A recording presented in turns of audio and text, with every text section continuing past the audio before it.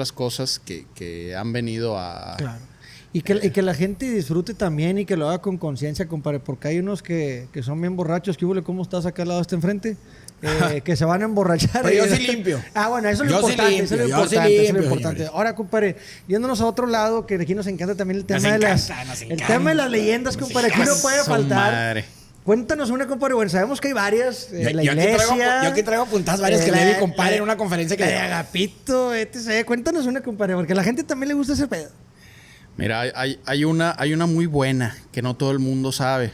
Mi papá y yo anduvimos entrevistando personas que nos pudieran contar leyendas y relatos de Santiago. Y hay una que en lo particular a mí me encanta, ¿no? Que está ambientada en el siglo XVIII, no es actual, cuando apenas, como les platicaba, las haciendas buscaban consolidarse. Entonces, en la hacienda Santa Rosalía, lo que ahorita es el casco histórico del municipio de Santiago, ahí había un ojo de agua muy importante donde se abastecía la población. Había sido arrasada la población por algunas enfermedades, hubo epidemias, y luego llega el coronel José de Escandón, el fundador del Nuevo Santander, lo que hoy es Tamaulipas, se lleva mucha gente de la villa de Santiago a fundar las villas del norte principalmente, ¿verdad? Camargo, Mier. Entonces había poca gente en Santiago. Y retornando a este ojo de agua, había unos indios muy, muy belicosos, que eran los indios janambres, provenientes de Tamaulipas. Una etnia brava que conocía muy bien la sierra y eran guerreros también, que se resistían al paso colonizador y a la evangelización, ¿no? Entonces se tienen registros de que ellos vinieron a quemar en 1735 lo que era el despacho judicial de ese entonces, ¿no? Cuando todavía en el pueblo ni siquiera se despachaban asuntos civiles o eclesiásticos, únicamente judiciales, vinieron a incendiar y poco tiempo después no solamente acosaban matando a la gente a punta de flechazos o con la lanza, sino que envenenaban los ojos de agua. Para que tomando agua... Ahí valiera queso la gente. ¿Cómo los envenenaban? Ahí está lo importante.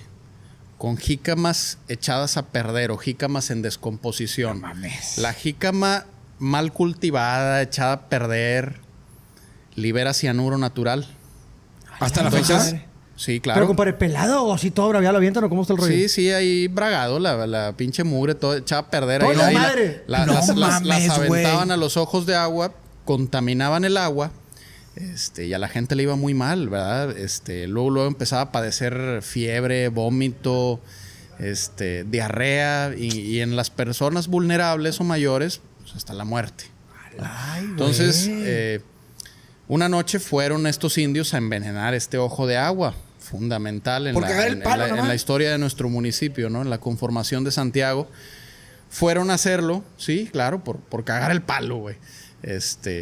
A la mañana siguiente, el primero en sacar agua fue un señor ya mayor, que este hombre era cochero de oficio, ¿no? ¿Quién era el cochero? Pues el conductor de las diligencias o de las carretas, ¿no? Taxi. Un oficio tan socorrido en aquellos años y que ya está en peligro, ya está oficialmente extinto, ¿no? Ahorita se usa para fines turísticos, ¿no? Sí. No para fines de comerciales o sociales, ¿no? Exactamente. Entonces, lo peor del caso es que al aventar estas jícamas, el agua se seguía viendo clara. Entonces no te dabas cuenta. El señor le dio el tragón y para el ratito ya se estaba muriendo. Tenía 4 hijos y le encarga mucho a su esposa que se cuidaran ellos y que pudiera cuidar a sus hijos y que él, desde donde estuviera, los iba a cuidar siempre. Entonces muere el señor y platican ahí los vecinos que esa noche en el ojo de agua se escuchaba un relajo, ¿verdad? Que ellos alcanzaron a ver ahí unas sombras y que se escuchaban latigazos al aire. Fueron a ver, pasaron unos 2 o 3 días vigilando el pozo de agua, ¿verdad? Que no volvieran a llegar estos janambres. Los cabrones, ¿sí? Pasan 4 o 5 días y una madrugada ya venían otra vez los indios con las pinches jícamas, güey. A cagar el pañal, Hacer el desmadre otra vez. Sí, entonces, antes de que estos vecinos ya los tenían en la mira, antes de que pudieran dispararles, platican que una sombra negra emergió desde el agua con un sombrero, así lo narraban aquellas personas, y que les puso una chinga a los indios, ¿verdad? Que los traía latigazo y latigazo. güey. Desquitándose, compadre. Salieron despavoridos los indios. No volvieron, güey. Oye, estos hombres concluyeron que se trataba de este hombre que le había hecho una promesa a su esposa, ¿no? ¡Qué chingona historia, güey! ¡Qué chingona historia, Entonces, güey! los años pasaron, las haciendas pudieron prosperar, los indios ya no regresaron. Con el pedón. ¡Qué chingona Oye, madre! pero todavía platica la gente, ¿no? Que en las noches más quietas, si vas al Ojo de Agua, aún puedes escuchar los latigazos y puedes escuchar. ¿Fecha? Y si hay suerte, ver la sombra, güey. Ver al cochero que sigue ahí cumpliendo su promesa. Que le hizo a su esposa, Hasta el final, compadre. Le puso el pinchirita, Hijo güey. de su pinche Saludos a mi compadre. Saludcita, cabrones. Porque viene una, no, yo traigo un chingo de leyendas, pero pues para no, es imposible no hablar de Agapito, güey. Sí, Agapito Treviño. Es imposible no hablar de compadre. Agapito, compadre, y a lo mejor muchos la conocen, pero muchos que no son de aquí, tenemos gente de Canadá, de todos lados, de Ecuador también nos ven. Ah, de que no lo Ecuador. creas, compadre. Desde Canadá Sí. hasta abajo. Y Agapito, güey. Es imposible no hablar de Agapito. Platícanos la historia, el por qué se hizo tan famoso Agapito, güey. Y salud. Mira, la verdad es que este personaje, históricamente ahí, y lo que hemos escuchado de otros historiadores consagrados de aquí en Nuevo León, es que este personaje poco estuvo en la Villa de Santiago, ¿no? Quizá ni siquiera fue. Sin embargo, esta leyenda es muy interesante porque este personaje, desde muy joven ahí andaba robando ganado y para arriba y para abajo de forajido. Aunque dice la leyenda que nunca mató a nadie, los registros en realidad dicen otra cosa, ¿no? Tanto así que fue fusilado por un cuerpo de guerra en el que estaba el general Ignacio Zaragoza, ¿no? Él es el que se encarga de fusilar y darle muerte a este bandido, ¿no? Que murió muy joven. Sin embargo, pues se platica que todo lo que robaba se lo daba a los pobres, ¿no? Y que también tenía ahí muchísimo dinero, oro, joyas Y daba el 70 nomás, ¿no? ahí en la cueva de los murciélagos. Exactamente. Entonces, la gente que nos platica esta leyenda dice que si te encuentras el tesoro de Agapito Treviño, pues, lo debes repartir. De lo contrario, te caerá una maldición y morirás muy pronto. Precisamente porque este personaje, de acuerdo a las crónicas, pues no mataba a nadie, ¿no? Entonces era una especie de Robin Hood. Escapó 2 o 3 veces de la cárcel, del obispado. Y, por ahí se tienen registros de que anduvo en Tamaulipas, en Texas. Pero pues es una leyenda importante ahí en Santiago, ¿no? Da identidad a nuestro municipio, enriquece esta parte. Y ¿quién no? O sea, ¿quién no la conoce? No sé si a nivel nacional, pero aquí, no sé si por la cueva, pero Agapito, vas a ver Agapito, porque le llamaban el Robin Hood regio, güey. Porque que repartía, pero pues también tenía con queso. Tenía que repartir varios quesos, ¿verdad? Ahora, nació en los remates, ¿verdad? En los registros ¿sí? históricos que se tienen del personaje. Que nació en los remates, que actualmente pertenece a Monterrey, pero en aquellos años pertenecía a Guadalupe, ¿no? Ya. Ahorita que hablaste, compadre, de que el que lo fusila es Zaragoza. El general Zaragoza. También te escuché en una conferencia que diste, güey, que en el templo de Santiago Apóstol, ahí tanto los indios huachiles, también hay personajes ahí enterrados. Sí. ¿Es verdad eso? Platícanos un poquito. Por supuesto, ¿no? Antes de que Juárez separara la iglesia del Estado, pues la gente comúnmente adinerada se sepultaba dentro de los templos, ¿verdad? Y a la perrada afuera. Donde caiga. Ahí vamos a caer nosotros. Sí, no, y ni ahí vamos a quedar. No, cállate. Aunque hay registros desde finales del siglo XVIII donde un virrey emite un decreto de que ya se dejaran de sepultar gente en los templos, ¿no? Por cuestiones de higiene. Sin embargo, se siguió haciendo. En Santiago hay un personaje muy interesante que está sepultado bajo el atrio, cerca de donde ahorita está el altar a la Virgen de Guadalupe y donde antiguamente estaba el altar de San José. Este personaje es el coronel Bernardo Gutiérrez de Lara. ¿Quién es este personaje? Un insurgente que se puso a las órdenes de Hidalgo, de Aldama, de Jiménez, que comulgaba con la independencia de México. Originario de Tamaulipas, nacido en la villa de Revilla, hoy Ciudad Guerrero, Tamaulipas. Él rápidamente, como les platico, se puso a las órdenes de la insurgencia y lo envían a Washington para que pudiera negociar con el presidente de los Estados Unidos, con James Monroe, el autor de la doctrina Monroe, América para los americanos, y quien pone los cimientos de este expansionismo norteamericano, ¿no? Personajes interesantes estadounidenses del siglo XIX con los que tuvo que lidiar Gutiérrez de Lara. Entonces él va a Washington, tiene estas pláticas, entrevista con el presidente norteamericano, con Monroe.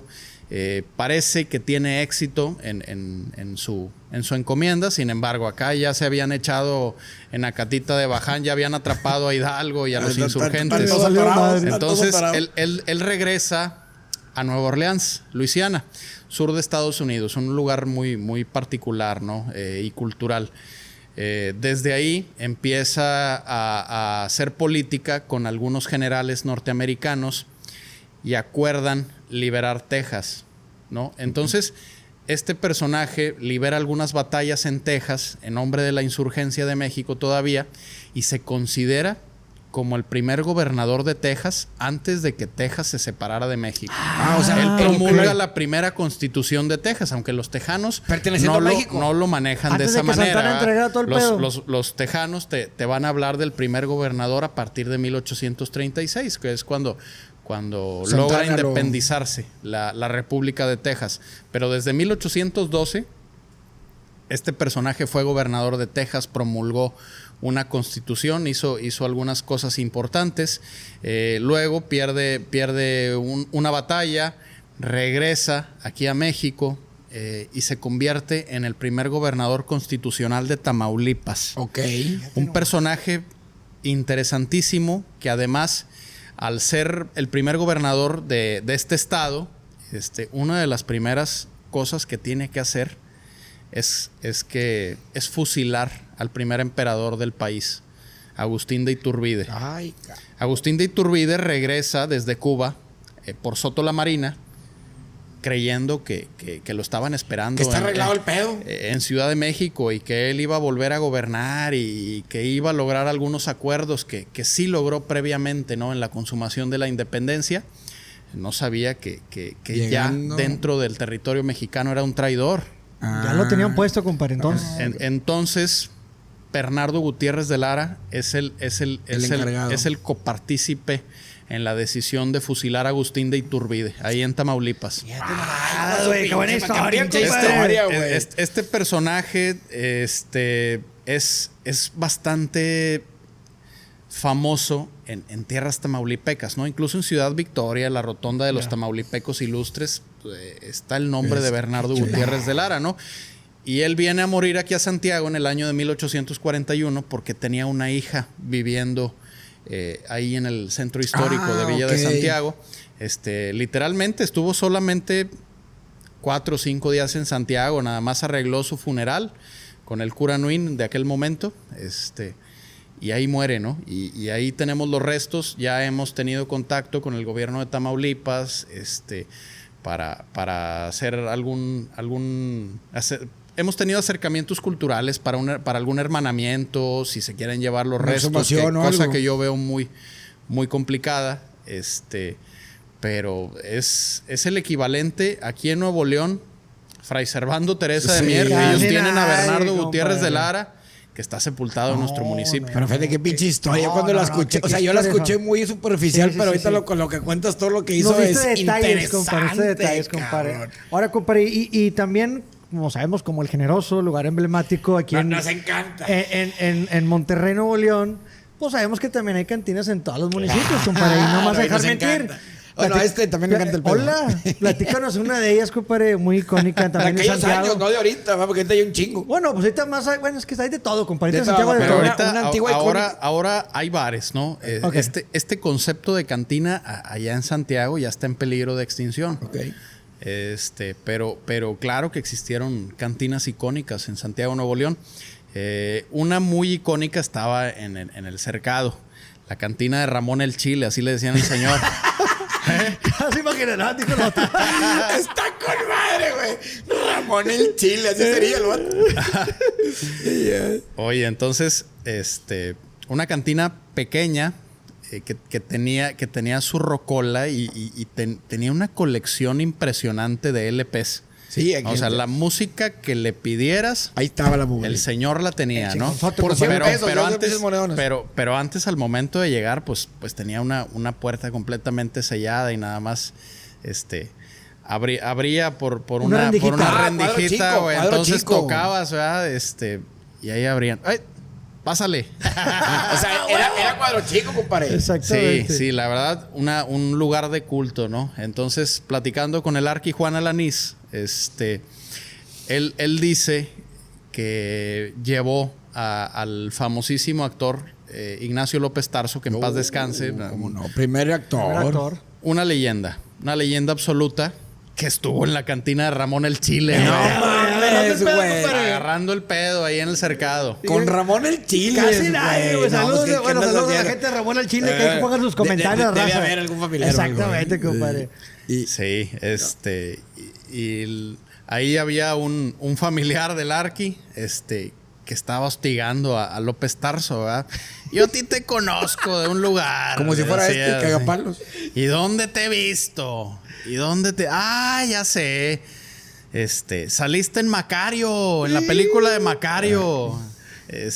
Sí le dice. No, qué chulada. No, historias, ¿no? No, Historias. claro. Y que Es la que- gente también comente. Vuelvo a repetir lo mismo porque a lo mejor hay cantinas también en otro lado, Y compadre. la cantina juega un factor social bien cabrón y más en aquellos años, ¿no, compadre? También jugaba un factor bien bonito. Claro que sí. Yo siempre he dicho, ¿verdad? Que el ocio y la recreación son revolucionarios, ¿no? Son los derechos que tenemos los trabajadores de tener tiempo para dedicar a nuestras familias y a nuestra recreación, ¿no? Para poder estar bien, ¿no? Entonces eran centros importantes, donde también se tomaban decisiones importantes, Sí, ¿no? siempre lo han dicho, compadre. muchas decisiones políticas clave en el desarrollo de los pueblos se dieron en las cantinas, güey.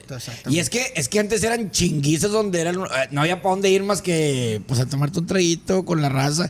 Y hasta la misma señora lo permitía, No, ¿verdad? a Gracias, ver, compadre. salías- Oiga, ya se puso buena la plática, compadre, que traigan más. Imagínense en de el can- cercado, güey, después de jalar 2 turnos en la fábrica El Porvenir, Cállate, güey. eso voy, ¿verdad? Pues vas a desquitarte y a descansar un ratito, a echarte una cheve en la cantina, Y hasta güey. la mujer te daba permiso. Compadre, Ese claro que mi sí. viejo. Compadre, y es válido al final de cuentas. Ahora, comparándonos por ese ladito del tema de las cantinas, sabemos que hay, aparte que se tomaban las buenas cervezas, tequilas y de todo, también hablan los de grandes músicos, compadre. Hay grandes músicos. Una mosca parada en la pared. Pum, pum, en la pared, en la pared. Mis Agustín. grandes amigos, los montañeses Los del Álamo. montañeses del Álamo. compadre. Y si mi padre lo escucha, ahí va la historia, los montañeses le encantan. Miren, le mando un fuerte abrazo a mi gran amigo Atilano Ochoa, a Goyo, miembros activos de los Montañeses del Álamo, a Juan el Oso, primera voz de los Montañeses del Álamo también. Grandes amigos míos. Ellos tienen una historia interesante. Don Pedro Mier, con sus hijos Jaime y Nicandro, en la década de los 30, ellos originarios de Las Abras, Cadereyta, una antigua hacienda que está cerca de los límites de Cadereyta con Santiago, allá por La Boca. Claro. Ellos tenían una orquesta, eran músicos, padre y 2 hijos. Orquesta Las Abras se llamaba. Pero quien los lleva a la fama es don Alfonso Salazar, propietario del restaurante El Álamo, del icónico restaurante donde estaba el oso del Álamo. Que rivalizaba también con el Charro, ¿no? Entonces, este restaurante fue tan popular que incluso a la comunidad de San Pedro de Salazares ya todos le decimos el Álamo, por el restaurante. Nada más por el restaurante. Entonces, don Alfonso contrata a don Pedro Miera, Jaime y Nicandro para que tocaran los domingos y que pudieran amenizar en el restaurante El Álamo, ¿verdad? Entonces, como los Ares. Ahí, sí. Entonces, ellos ahí se agarran y pasan los años y luego don Alfonso fue un gran empresario santiaguense, visionario, exalcalde del municipio, que andaba también de gira con el presidente Miguel Alemán Valdés y se llevó a los montañeses del Álamo. Entonces, se convirtieron en un fenómeno a nivel nacional e internacional, escuchados en todo México, en Estados Unidos, y en una entrevista que tuvieron ellos, ya conformados como grupo, les preguntaron que cómo se llamaban, ¿verdad? Entonces ya no eran el conjunto Las Abras. Entonces, a ver, son ustedes de Santiago, tocan en el Álamo. En Santiago hay montañas, pues son los montañeses del Álamo. Ahí ¿verdad? los compadre bautizados. Así es como surge ahí el lo nombre, bautizaron. güey, en una Fíjate, estación compadre. de radio de Laredo.